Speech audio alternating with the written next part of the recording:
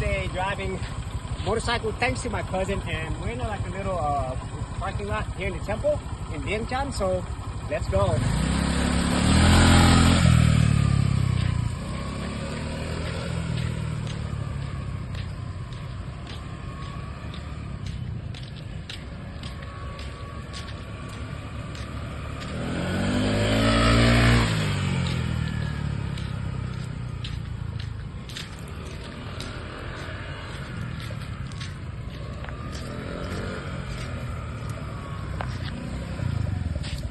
Alright, so that is my first day. Thanks to my cousin teaching me the basics and the ropes of driving a motorcycle here in Laos, but I haven't gone out in the street yet because, well, it is dangerous for someone like me.